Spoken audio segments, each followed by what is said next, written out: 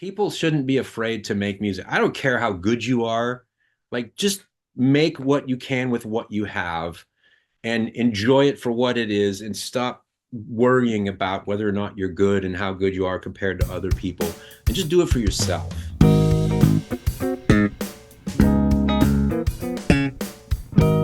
Hi, and welcome to ForBassPlayersOnly.com. I'm John Liebman, founder and first baseman. Great interview this week, Carey Nordstrand. If you don't know anything about Carey, stick around. He is a fascinating man. But first, let me ask you, or let me tell you, if you've ever wanted to learn bass, but you think maybe you're too old or your body won't cooperate or anything like that, you should know that right now there are thousands of people inside the For Bass Players Only community. A lot of them over 40 and a lot of them older than over 40, 50s, 60s, 70s. I've got students in their 80s, men and women. And you know what they're doing? They're learning bass. They're having the time of their life playing music that they love. Come join them and experience that incredible transformation for yourself. As I always say, you're never too old to groove. So let's play bass. What can I tell you about Carey Nordstrand? He's known as the founder and chief mad scientist at Nordstrand Audio, manufacturers of a lot of short scale basses and all kinds of electronics and pickups for bass and guitar. It's based in Redlands, California. He started out going to school originally for recording engineering and switched career paths to study instrument building and electronics throughout the 90s, most notably with Steve Azzola and Sur Guitars, which ultimately led to the founding of his own company, Nordstrand Guitars in 2002, and then Nordstrand Pickups in 2003. And eventually he consolidated both of those brands into Nordstrand Audio in 2007, which now produces instruments, pickups, rocket surgeon pedals, preamps, and the ever popular Nordy Mute for electric bass. Here's my interview with Carey. Hi, Carey. Hey, John, how you doing? I'm doing great. How are you? I'm doing really good. It's a pleasure to speak to you. Thank you. You too. I got to tell you, I have, we've kind of met and seen each other usually at the NAMM shows over the years, and I know who you are, and your name comes up a lot in a lot of the other interviews that I do. But I realized I really don't know a whole lot about you, the person. So Hmm. why don't we start there? Are you originally from California? I'm a Midwestern kid from Minnesota originally, Wow. and my family moved from a suburb of the Twin Cities in 1984. We moved to Anchorage, Alaska, Wow. and we were there almost 4 years. So I was 13, and then we moved to California, where I am now, from Alaska in '88 when I was a junior in high school. And I've kind of stayed. So I'm in a town called Redlands here, and I kind of pretty much this is where I am now. But and I've been in Redlands longer than I've been anywhere else. So Well, are you a musician? Do you come from a musical family? What was your initial exposure to music like? Are you a bass um, player? I mean, I don't even know that. I assume that you kind of have got to have some proficiency on the instrument, but what's your musical background? um, well, so it started pulling my parents' hi-fi speakers out from the end of the console and putting them here and here and putting on a Bee Gees record and just going, whoa, just sitting in there feeling all that music and just really soaking it up, physically, energetically, and just feeling like this has got to be the greatest thing ever. Um, and my parents weren't particularly musically inclined. My dad played trombone in high school a little bit, and he had an old nylon string acoustic guitar in the basement of our house. And I can remember pulling that thing down from wherever it was and dusty and just going, what is this? And just being fascinated by it. And then, fourth grade comes around and you got to pick what instrument you want to play if you want to be in band. So I decided alto saxophone because I had an uncle who played saxophone and I thought, all right, I'll be like my uncle. And then so I did that and played saxophone pretty much all the way up through a year in college, which was a definite misfire. I went to UC Riverside down here in Southern California, and I did not jive with higher education, at least not with where my heart was at, especially with related relation to music. And so after a year of realizing that wasn't really my path, and, it's a funny story because I was in the jazz band, jazz ensemble at UC Riverside, and the instructor, um, he was doing a CD. This was way back before, digital recording really caught on. This would have been 1990, maybe. Anyway, he kicked the whole saxophone section out of the band because he had a bunch of ringers he was going to bring in and do his CD, which I wonder if you could find that recording anyway. I've never thought about that. Anyway, so right around that time, I was my parents. Kenny G was a thing back then, a bigger thing than he is now, and my parents got tickets to go see a Kenny G show down closer to the beach, and asked me if I wanted to go with, and yeah, I guess so. And I went, and this was right around when I got kicked out of the band, the high school or the UCR jazz ensemble, and I sat there and I watched Vale Johnson, and I forget who the drummer was. He brought like a snare and a hi-hat up to the front of the stage, and Vale, he was doing his whole thing. And I just went, wait, what the hell is happening? And it just kind of shifted me. And I like to say I walked into that Kenny G show, a sax player, and walked out a bass player. Because I was like, okay, that's where I got to get to. And so I traded my sax in, and I bought this crazy. I didn't buy it. I traded it for this black Washburn with orange freaking binding. It was the craziest looking thing. I started taking lessons at a local shop here called Caleb's Guitar, and that was sort of, you know, how I got my start with the dark side, as my band instructor from high school called it. You went over to the dark side. I'm like, damn right I did. So yeah. So that's kind of how it kind of started. And then um I decided I needed to go to recording school because I knew I didn't have the chops to be a musician, like an actual musician who would get paid for making music. That seemed impossible. It still does. I mean, not much has changed in that regard. People that manage to make a living playing music, that's I don't even can't even conceive of that. But I went to school for recording out in the valley. I signed Where? up for something called Grove School of Music, and by the time I got there, they had sort of kind of fallen apart and established something called the Grove Center for Contemporary Music, and so it was like a 6 month program, and for recording engineering, I was the only guy that showed up regular, Wow. which was really cool because I got to learn whatever speed I was willing to go at, capable of going at, and pretty soon I got a job at a recording studio called Devonshire Sound in North Hollywood, and did that for I don't know, a year and a half, and then the music industry was like, you're not psychologically built for this. You need to come back later. And so I came back out to Redlands and started working in a local shop here doing repairs and assembling this thing called a traveler guitar. It was still Caleb's guitar, which is I was kind of a shop groupie there where I started taking lessons. And then I had a good friend that worked there, and eventually the owner was like, you hang around too much, maybe you can work for me. So he took me in the back and showed me these little guitars he was having parts made in Mexico and then bolting them together, and it's still out there. It's called the Traveler Guitar. um there's a whole genesis story for that too, but I won't go into that because it's not really bass related. But yeah, I did that for about a year, and then I walked out of that. It was not a good situation for me at the time. I had a lot to learn in terms of how the world works, but I went off and started working for Steve Azzola at that point, and this would have been 1996 or so. Um, and that was really where I got my woodworking chops, primarily from working for Steve Azzola. And he had a lot of great players coming around. So, I started to get a little starstruck with like, oh, that guy's famous and he's here and this is cool. And I get to meet him. And, you know, and so that was, 2 years there, and then that kind of ran its course.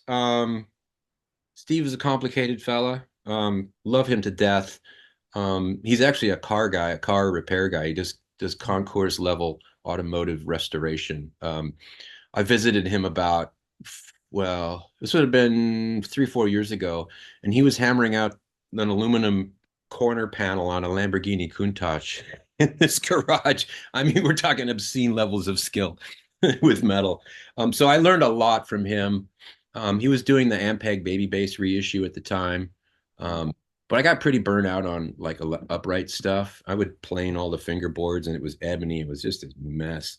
Um, and then so he was trying to contract Sir Guitars to make parts for him, and that's how the Sir Guitar connection happened. And so then I worked for John Sir for 4 years. And the entire time I was working for Steve Azzo. Ever since I worked for the Traveler, I was like, I gotta have my own shop someday. I gotta have this. I gotta have control of this. I got because I would work with these people and for these people and go, I don't I don't see it like that. I'm not going to do it that way. I learned a lot of kind of what not to do. And I learned a ton of what to do also because they're all brilliant in their own way. And John Sir, when I worked there, it was a really small company. I mean, there might have been 12 of us total, and it was really a place where someone with aptitude could kind of learn anything. I learned how to wind pickups. I learned how to sand and buff paint. I learned how to wire instruments. I learned how to assemble instruments. The whole, nut to set up, the whole 9 yards. Fretwork. I installed probably over 1,000 necks worth of frets while I was there, which includes truing the surface and putting the frets in. And so I really got my legs in the shop when I was at Sir Guitars for 4 years. But like I said, I had this exit strategy, and I was acquiring, the tools that I could afford here and there, and picking up things. And finally, I bought a house and quit my job and set up in the garage. It sounds so insane now, but that was late 2002, early 2003, and I was starting to do, the internet, the online thing. I was heavily involved in Talkbase, and that was really where a lot of my early interaction and attention came from. And let's see. So then talk. So then yeah, I just freaking jumped, like quit my job. But fortunately, like within a few months of committing to it full time, I had several. I was back ordered a year, pretty quickly. I was making instruments in the run up to it, and I started basically doing a vlog that was before anyone knew what that was. But I had a page on my website called What's New, and people would log into that to see oh, here's an update, such and such a date, and the comments. I mean, it's like Instagram. It's the same. It's like a picture and some comments on what I did, and people just obsessively followed me through the process of building instruments. And I'm sure there's a bunch of people that are going to watch this that'll remember this stuff. And it just kind of started going. But then I realized I needed to make my own pickups because a little guy like me, and I was building a 6-string single cut. I might as well jump in the deep end, and I needed dual coils for it. And um, so I started reaching out to various people to try to get a set of pickups because I wasn't making pickups yet. I Excuse learned me how to, for interrupting. Were you yeah. doing this all by yourself? In 2003, yeah, I started. I was solo by myself. Yeah, Yeah. yeah. Oh, wow. And then I hired a guy to help me make pickups, and he lasted a little while, but he wasn't quite fully sorted out on how to use the cannabis thing that he was really into at the time. So I had to let him go. But but he was, and then I found another guy, and we worked in my garage. I had a 3-car garage in Ukaipa, and I was in there for maybe a year and a half. And then we found like an auto body place that had bays and little offices. And so we moved into that. The rent was cheap. And I mean, we cobbled this thing together. It didn't have any air conditioning, and it gets blazing hot in there. And um, yeah, and then I would just hire people as I could, kind of afford them. And every time it was like, can I afford this? I don't, how's this gonna work? But I was fortunate in that I wasn't the only one who was starting to do all of these fancy. It was kind of this thing that happened. There's a lot of people on Talkbase and the internet, and there was this community sort of building up. And a lot of people reached out to me once they started understanding that I was making my own pickups and could kind of do whatever I wanted. They were like, "Oh, can I get some pickups? Can I get some dual coils? Can I get some J pickups?" And so the light came on. I was like, I could probably pay other people to make pickups for me in my shop, and then that could be another stream of income, and I can still make the basses. And so it was like, all right, well, sure, why not? Let's do it. And so we got set up in that shop, and I'd hire a person here and there. And Ibanez came along, and the big single came along, the angled pole piece. Actually, I started with something called a fat stack, which was the earliest angled pole piece pickup I made. And that came from I was befriended by George Furlanetto at one of the first NAMM shows I went to. And he's just a dear man. I love him dearly. And From Canada, right? yeah, F bases. F Hamilton, Ontario. Yeah. yeah, yeah. Marcel is his son, right? Yeah. Marcel's pretty much running it now. This was long before Marcel. So Okay. so yeah, and I kind of showed them how I tension dress my necks before I put the frets in them. Um, which basically you tighten the neck past straight, and then you mount it on a machine, and then you push the headstock up so it's flat. You get it as flat as you can, and you put pins underneath it to support it that are just touching it, and then you block sand it out. So any irregularities are going to be compensated, into the tension of the truss rod and how the whole thing works. And so that's how I would. This was something that we were doing at Sir Guitars, and so I was doing that in my own shop. And Furlanetto was like, "How do you get your basses to play so great?" And I told him about this method. And he was like, "Oh, okay." So we really kind of hooked up and connected, and we had a really, really, really spicy dinner at an Indian restaurant one night we were there. So just some of my earliest, really fondest memories of NAMM show. So that really kind of helped me feel kind of welcomed into the community in a way, and more legit. I had a really good NAMM show in 2004. I brought a bunch of instruments that really kind of blew people's minds and kind of put me on the map in a way. And of course, I had no idea. I was starting from, I don't know what I'm doing, and I'm handing things to people and watching them play it a little too intently, and kind of, like, "Ooh, dude, you're intense. Calm down."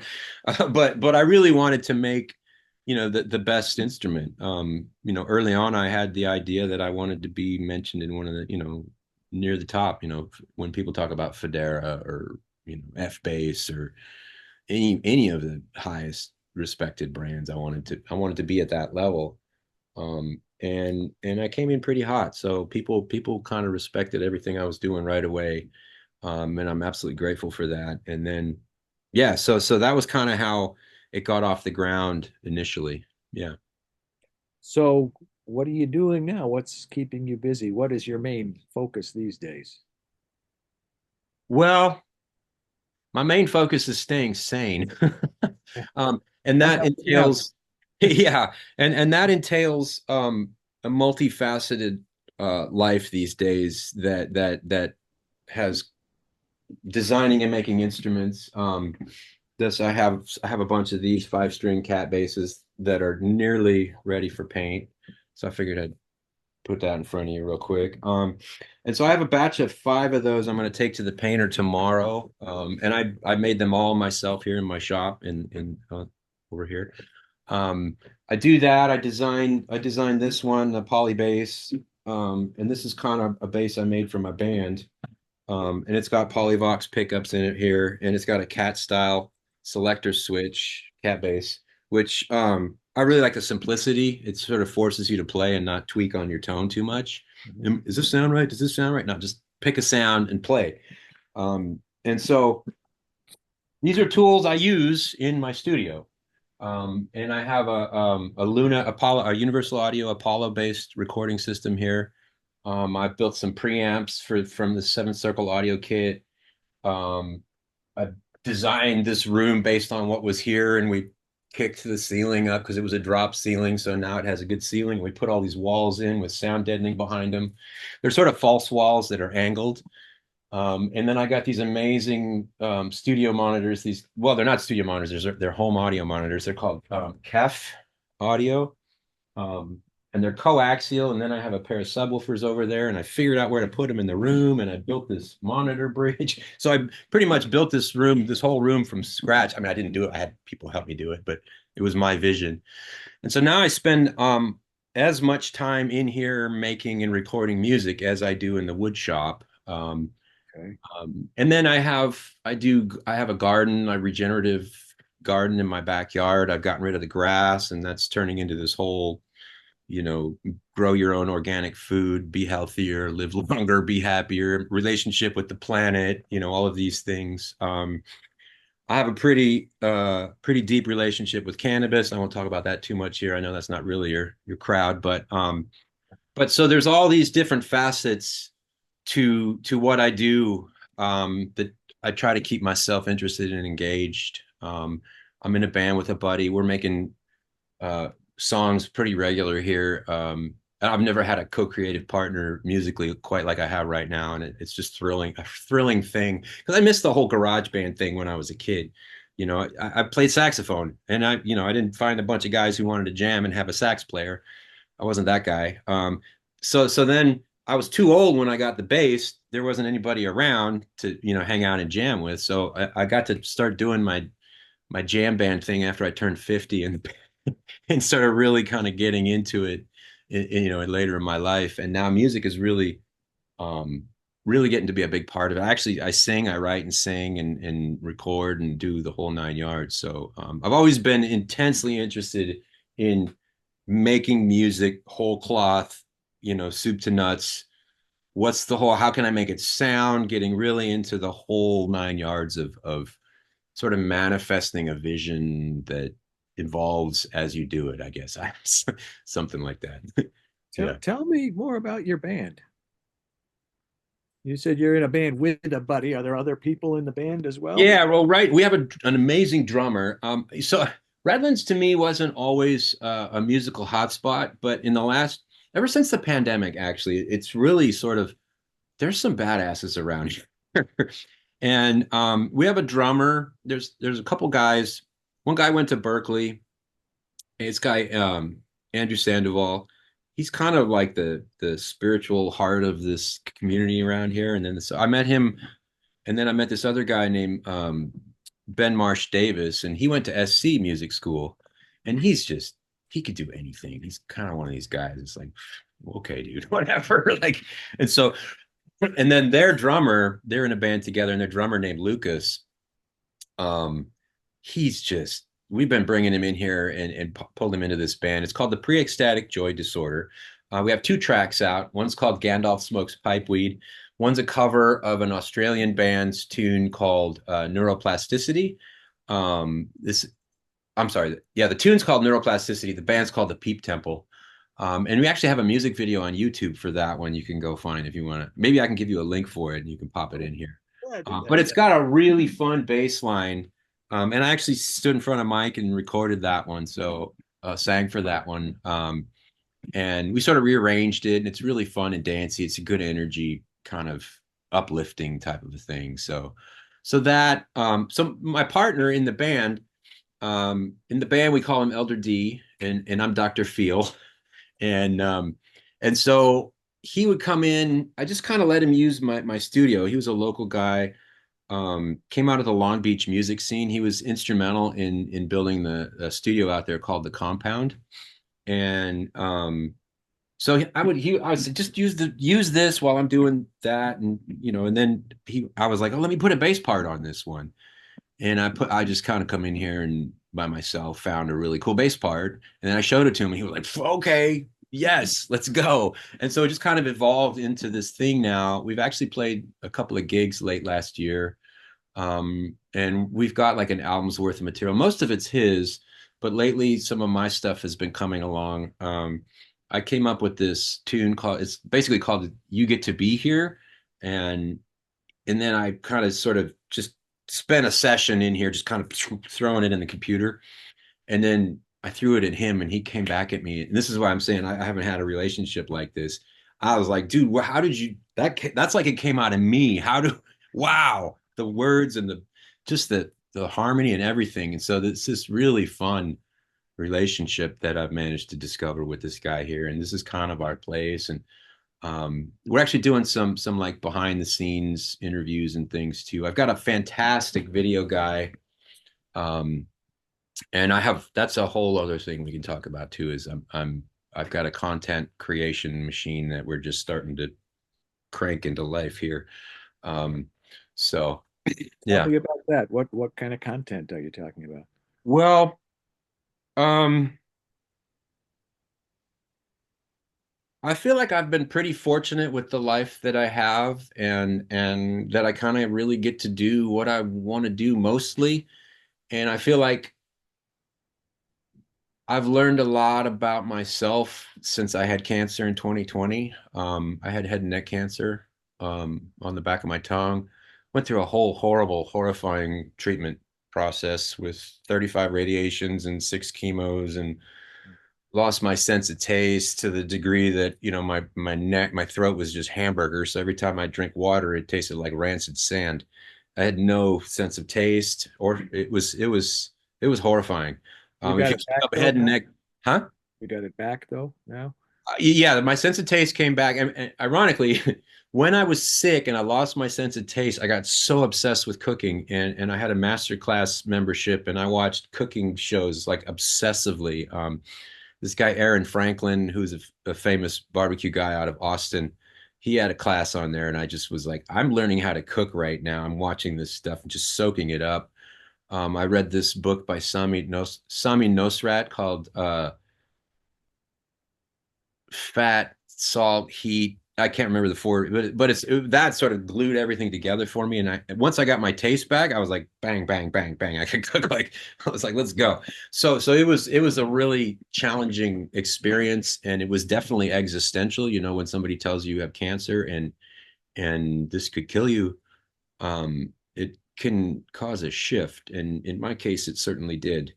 Um, and so I've just kind of been, you start to go, what's really important in my life for me? I mean, everybody else, I know what they want. I know what's important for them. They want really bitchin' basses, and they want cool pickups, and they want, all this stuff. And I've been fortunate to be able to keep doing that. But this process of kind of breaking down and sort of sorting out what I'm doing now, it's gotten me to a point now where I'm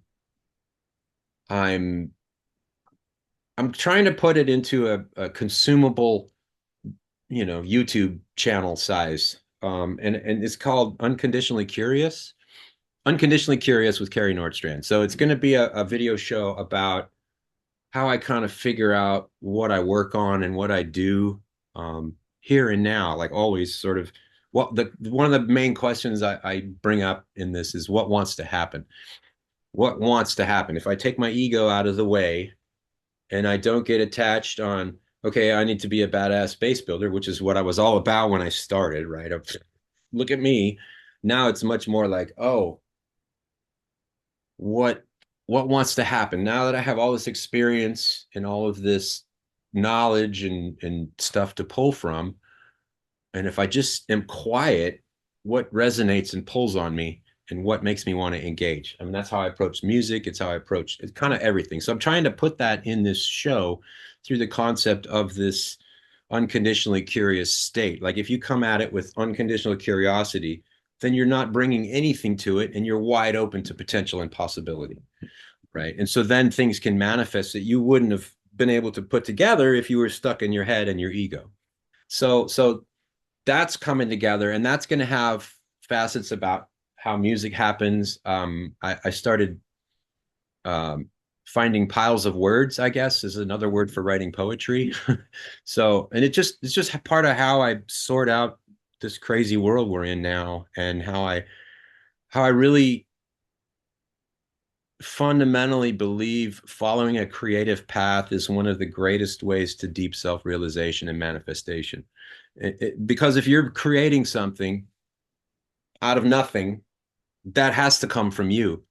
It can't come from somebody else. If you're unconditionally curious, and something shows up and you manifest it, that's you in the world learning how you are in the world through the creative process.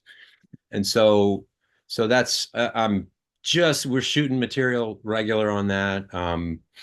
And it's just so we're basically pouring a bunch of stuff into a big pot and then figuring out what goes where and then how we're going to organize it and present it because there's going to be, music, car stuff, gardening, cannabis, basses, pickups.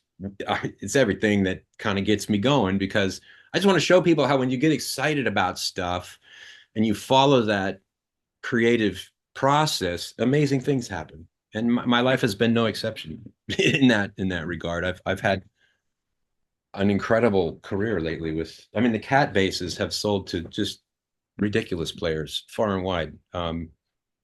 Amazing. Ham Amazing. has one, I think. That one, Who's that?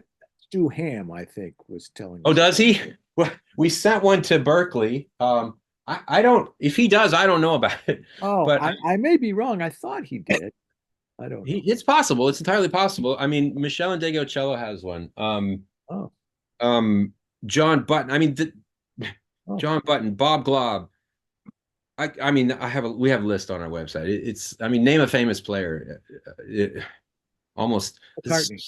Steve Jordan, Pino Palladino. Steve Jordan's a drummer for the Rolling Stones. He's how I got one to Pino Palladino. Bob Glob calls me and says, "Hey, Steve Jordan, I ran into Steve Jordan in his studio. He wants one of these cat basses." I'm like, "Okay, cool." Steve Jordan calls me. I'm like, "All right, yeah, let's go. I'll get you one." And then I'm talking to him and I go, "Hey, um, you know that guy Pino you play with every now and then. I just let me know. I'm here, ready to go. Here's a bass, Pino. I would because Pino told Steve Jordan about it because he saw it at True Tone out here in Santa Monica. So it just I can't even it's Do amazing. you have some kind of distributorship, or how do you just sell online, or how do people buy your stuff? Well, it's all through our website. The bases in the US, there's a couple of dealers, especially out in LA, like True Tone. Um, but a lot of it is direct. But we're so we fired this thing up in 2020. We got our first batch of instruments right in the middle of the pandemic, towards the end of the pandemic, and we had pre-sold like 100 instruments, 150 instruments, and we had an organizational nightmare trying to get people to finish because we took deposits. You need to finish paying and then finish and so it was this whole organizational super challenging challenge. And of course, I was sick. I couldn't be around. I had to hide out in my house completely because with the treatments and the cancer and the COVID, it was like I could die real easy, right? If something wrong happened. Um, so so I was kind of just at arm's length while the people here that work for me sorted this out and started shipping the instruments. But yeah, we've been fulfilling them. We purchased batches from a factory in Indonesia and then we would go through them all here, and it was usually in half an hour to 45 minutes on somebody's bench to make sure it's right. And over the years of selling them, people really appreciate that they come out of the box ready to go. I mean, pretty much dialed. So not like a lot of bases where then you got to take it over to your setup guy and get it sorted out. Hmm. Um, so yeah, we've been doing that, and we've sold. I think we're pushing 1,200 instruments now in about 5 years. Wow. But we're not going to do any more factory instruments because the inventory management and the cash flow situation with the commitments of quantity is just too much for a tiny little company like this. And so I'm moving to so we're selling out what we have left. Um, and I'm not sure when this is going to go out, but we still have maybe 80 instruments left, and then we're not doing any more factory instruments, and the price on those is $9.99. And once those are gone, they're gone. Um, I mean, unless something crazy happens, I don't imagine that though. So we're moving to a local production. I found a factory nearby that I'm going to go meet with this guy actually tomorrow, bring him some instruments and see if we can figure out a way to sort of have his factory be our production facility so I can focus on designing and just, spitting stuff out and then he can make them. He could even fulfill the orders. Like we wouldn't have to touch the instrument once the order's taken. He's doing that for other companies as well as a contract. Tomorrow's going to be a busy day for you between that Yeah, it's going to be and interesting. painter. Your painter is tomorrow too. I thought you Yeah, told well, he is the painter, so he is the painter. Yeah, yeah. So that's why I'm bringing these five instruments to show him, and then have him me. finish them, and then kind of as like let's see how this goes. Something got my attention in your bio. There was a specific mention of short scale basses. Hmm. Why was that specifically mentioned? Is that Well, that's the cat bass, the Acinonyx is so this was built, created, conceived, and set up this whole factory situation um in about 2018, 2019. I was working with Strandberg, the fan fret yeah. basses, mainly guitars, but they were coming out with some basses, and they wanted to put our pickups in these two models of basses that they were doing. And so I was working with their local guy here who had a warehousing facility in Riverside, and he was interfacing with the factory, which is the same factory we've been building pickups for Ibanez for since like 2006. Um, Thousands of pickups we've made for them. Typically average 400 pieces a month for Ibanez. And that's kind of like the backbone of our business, really. Um, but so I was hanging out with this guy and working on the pickups for these Strandberg basses. And around then, my friend Juan Aldretti um, Oh, came around, and he would bring stuff out to us to tweak and fix and change things and do other stuff. And he wasn't a huge like Nordstrand pickup user. He had a couple of them here and there, but he would just come out because we were this guy that works for me, Mo, is one of the best. I'm blessed to have him around. He's one of the best tech guitar builder repaired people on the planet. I put him up against almost anybody. Um, so he would bring Juan would bring stuff out, and Mo would service the stuff. And he brought a Goya Panther bass one time, and the Goya Panther bass is one that Abe Laboriel Sr. had kind of made famous in the 80s. Not so much famous, but there's video of him playing it. And he was known for playing this short scale bass. It was an Italian instrument made in the 60s. Um, and it had a 30.7-inch scale on it. And so he had it out here. One had that thing in for some repair. It had accordion buttons instead of ours. Ours have like these 1176 compressor buttons, which was one of the kind of light bulb innovations that I came up with for this particular thing. But the one that the Goya had these mechanical switches, and they'd gotten bunged up. So I kind of fixed them and bent them back into place for him and dialed it in. And then I sat down and kind of paid a little more attention to it. And I went, wow, this is really cool. There's something here. And so, okay, there's a factory.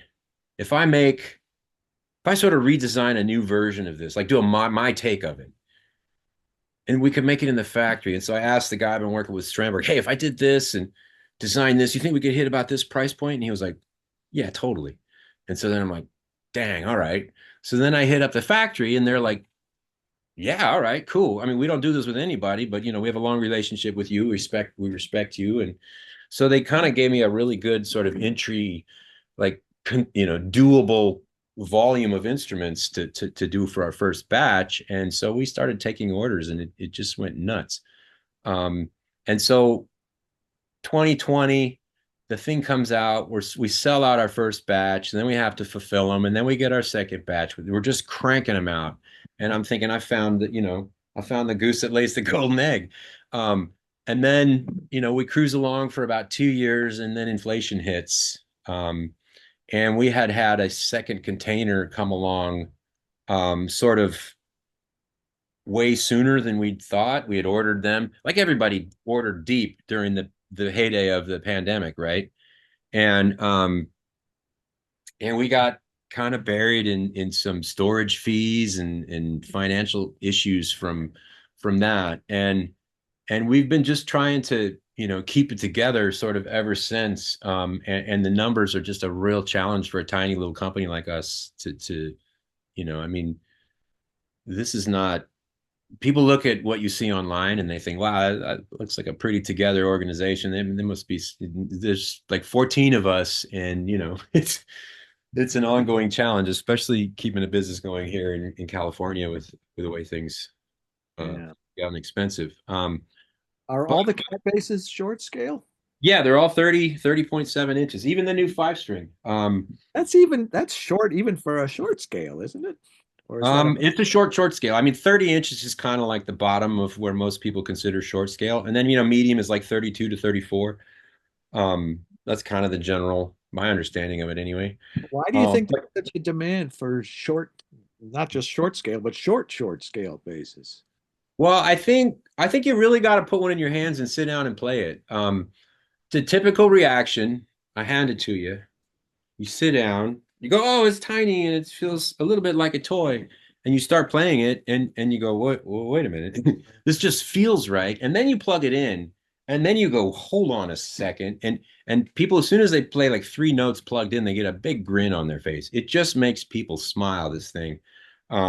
It just like feels like you've been wearing training, or you've been using training wheels playing a 34-inch bass for your whole life. And then you get on this thing and you're like, it's so easy to play and so easy to interact with.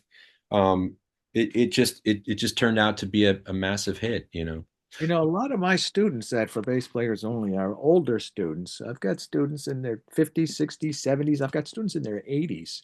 And a Hmm. lot of times, things that come with those ages are things like arthritis and tendonitis. And a lot of them have asked me about a short scale bass, or a lot of them have told me that they've found it easier playing a short scale bass. Not only that, but these things average 6.5 to 7 pounds. Oh, So nice. they're So they're super light. all, And I mean, you could see, I mean, this is the five string, but see how big that route is.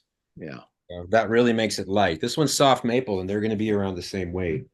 Um, and so that combined with the ease of playability, I was at this last NAM show when I saw you, and Dr. Randy Kurtz, who does all I've the interviewed him a couple times. yeah. So he came by and he was like, the cat bass, oh my gosh, the lightweight, the small scale. He was like, I have all these problems, and he's like, I'm making some content about it because it really is a great base for people who have issues with their hands. And I hear from people all the time, yeah, I couldn't play bass until I was starting to kind of lose it until I got that one. And now I can really play and it's really fun and I just really appreciate it. So it's kind of just, I don't know, it hit a sweet spot. It was like the right thing at the right time in the right place. And yeah, it was kind of a miracle to me. Still looking back at it. And there's even to the degree that I made a lefty for someone quite famous, and I'm not gonna tell you who it is, but we're gonna be making one of the Unconditionally Curious episodes is gonna have a story about how this particular bass made its way to a particular person. And I'm pretty excited about that. It's a really fun story. When So, will that be watchable? well, good intentions and all that. I've been kind of practicing getting my video thing going for a couple of years, but I've got a finally found a like a producer manager type guy who can do all the stuff on the internet, and he built a website. He got us a website started called unconditionallycurious.com. And so that'll kind of be like everything will be sort of nucleused off of that location, but it's going to be a YouTube channel. So that particular story is probably a month or two out from being produced and ready, but it's very high up the list of what I want to get done. So yeah. Well, you've told me a lot about the future, this project in particular. What else can you share with me? Is there anything else that either you have in the works or something you've always wanted to do and just haven't managed to do it yet? Um, well, I mean, industry related, this is a bass player conversation, bass conversation. So, just as a quick aside, I want to have, a regenerative farm in the hills with a wood shop and a studio and a garden and just kind of live close to the land and just be real, um, kind of a hippie in the woods, I guess. But in terms of like now, here and now, and what I'm doing right now, This guy I'm going to meet with tomorrow, depending on how things go with him and what his facility can achieve, um, I I want to put this poly bass into production. We're going to start making, the five string cats at a higher level, higher volume. And then eventually, when we run out of the four strings, we'll have to make them as well. And they won't be as cheap as they are now. That's why we're encouraging people to buy factory ones as we have them. But this bass came about because of my band and how I wanted to hear a specific sound, and I didn't want to play a five string. And it was sort of almost all of this stuff that I create comes from me trying to make music and trying to get in my ears the sound that's in my head. You know, pickup design, instrument design, preamp design, sound design, all of it. So to answer the question, what's coming? I mean, I have to be unconditionally curious and ask what wants to happen. But it's probably going to be a lot of really cool uh, uh, stuff that gets me going in the studio, basses, and pickups and I don't know. But the idea though is with this factory, this guy that this facility is that if I have a design and I can put it into a computer and spit one out on my CNC machine in the back here, and then get people excited about it. Well, let's make them and sell them. So it kind of can be anything. I have ideas for I have an Echo hollow body over there. It's another old Italian. But the hollow bodies are so delicate that I feel like I want to make sort of a hollow body meets this kind of a thing. And so it'll be hollow and it'll have that sound and that feel. But if the bridge moves away, it won't screw up the bridge won't be able to move away and screw up your intonation. It'll be much more solid and reliable. So it'll have that vibe. It probably won't be carved. It'll be like a solid, chambered thing. Um, but that's just off the top. I have idea for that. And then I want to make so the five string cat has the neck pocket here on the width on this. This one, these run at 16 and a quarter millimeters on the bridge. And this neck pocket and space here is this, I can use it for a bass six or a tenor bass or I don't know. So this basic body and platform, I'm gonna do all kinds of cool short scale, interesting, like because you can go out and buy a Fender Squire bass six and it'll kind of do the job. But man, is it a clunky son of a gun to, wrangle it. They're just not inviting to play in a way that I think something like this could be. So I'm hoping to get a bit more deeply into, really interesting fresh takes on sort of classic, which is what the cat bass is. It's like a reimagining of a vintage instrument. So I want to get into that. I'll probably do some J4s and J5s and P4s and P5s, poly basses. I don't know. It could be anything, really. Yeah, Okay. I do. While I've got you, I've got to ask you a music related question. I mentioned the people that could, there are people in all 50 states now, and I don't know, 50, 60 countries around the world coming to For Bass Players Only every day to that's learn awesome. bass. And I described a little bit about them. So if you put on your music only hat as opposed to your music builder hat, what advice could you impart to somebody like that? They're not career bound. They don't want to, travel the world and playing sold out arenas to their adoring fans. They want to play some classic rock riffs and some blues shuffles and, some stuff that they like from the 60s and 70s, a lot of them. And what goals do you think they should have? What kind of, what should they be thinking about? What should they be working on? I mean, I guess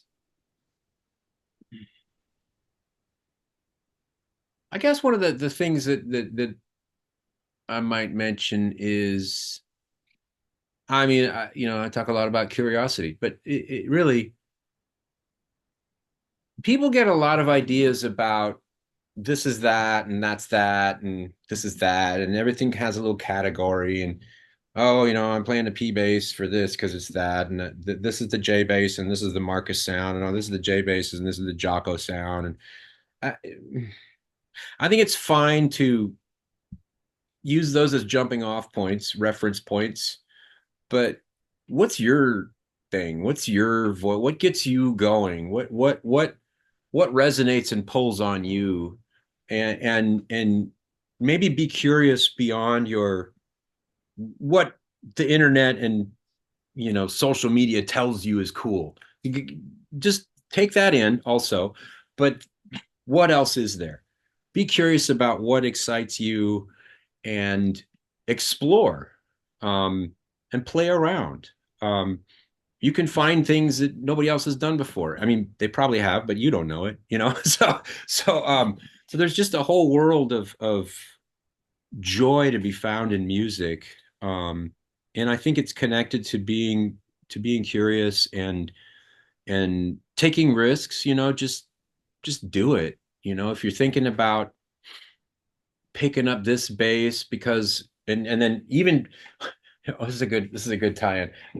Sonia, who works for me here, has a thing that she does called the mystery band. And I think it would be great if everyone could do this, if everyone could have this in their community, because the idea is you say, all right, I want to be a mystery band. I play this, this, and this. And so she puts a list together and sort of sorts out, all right, we got a bass player, a drummer, a guitar player, and a singer, and maybe a keyboard player. Okay, you guys are a band. And then she sorts them all out into like 5 or 6 bands, however many people she's got. And then you get 3 months, and you come back, and we're going to have a show, and everybody's going to play 3 of their original tunes. And it doesn't matter how good you are. The spirit is about just having the fun of making the music and being a part of a band and exploring this whole crazy path. And I just think that's just fantastic because people shouldn't be afraid to make music. I don't care how good you are. Like, just make what you can with what you have and enjoy it for what it is and stop worrying about whether or not you're good and how good you are compared to other people, and just do it for yourself. I guess that's and the people that are around, when you develop a relationship with musicians and you hang out with your friend, hey, let's jam a little bit on some old tunes. um it just music is such a essential spiritual healer, like in so many ways. And so I guess that's kind of rambling and random, but I guess that's how I'd answer that question. What I'm hearing as I'm listening to you is see if you can discover what wants to happen. Yes, I love it. Yeah. I love it. Yeah, that's a great way to put an ending on that. Yeah. I could go on all day. There's so many things we could talk about, but I've kept you a long time already. I do have one more question for you. Sure. What would you be if you weren't a bass player, or if you weren't associated with making basses, or something outside of music? These days, I'd probably be a regenerative farmer. I'd be I'd be out in the woods growing things and working on improving the land and healing the planet. Um, I just feel like that's kind of essential to me now. But if you had asked me that 10 years ago, I would probably have said something more along the lines of astronomy, something natural sciences of some sort. I don't. Um, yeah, it's hard. It's hard to say. But I have so many interests. That's my problem. I can't, it's hard to. Okay, we can't do all of it. Let's focus on these things. Um, but yeah, it would probably be something connected to nature and astronomy. I've really gotten into paleontology and archaeology lately, just human history. And we're learning that if you pay attention to that scene right now, we're learning so much about genetics of like the DNA evidence and the DNA genetic stuff they're sorting out about people and populations and how we're all so like kind of the same, really. I mean, we look different, but genetically we're so connected as a species, and on this planet. And so I that might be something too, also. Well, Yeah. I'd love to get together with you and just sit down and talk and see what wants to happen. Yeah, yeah, cool. We're Yeah, going I'd we're, like that too, man. If you're ever out on the coast, West Coast again, definitely come by. I'll give you a little tour and show you what I'm up to. And yeah. good place, my wife and I. And our son lives out there now, so we Oh, get out cool. maybe a couple times a year. All But right, on. you are a fascinating man, Carey. Oh, thank you. You're a I deep mean, I think thinker, that's a good thing, I guess. I don't know. and It's never boring. I'll tell you that. I'm Yeah. so glad that I had to. There were a lot of things I never knew about you, and I'm really glad we had the chance to talk. And Yeah. glad to know you. Well, thanks for giving me a little venue to spread what I do around a little bit, and hopefully some folks from this come along and check out some of the other things I'm doing. Definitely an opportunity here, so I appreciate it very much. Thank you. Highly recommended. Do it. Well, this is Great. great, and I hope our paths will cross soon and often. Thank you so much for being on my show. I'm sure they will. Thanks a lot, John. All right, you take care. Thanks. As I told you, Carey is one fascinating man. Great interview and great getting together with him always. What a neat guy. If you've ever wanted to learn bass, you should know that right now there are thousands of people inside the For Bass Players Only community. A lot of them in their 50s, 60s, 70s, even 80s, men and women. And they are learning bass, having the time of their life playing music that they love. Come join them and experience that incredible transformation for yourself. Remember, you're never too old to groove. I will see you right back here next week, same time, same place, with another bass player interview. I'm John Liebman. You're watching for BassPlayersOnly.com. Let's play bass.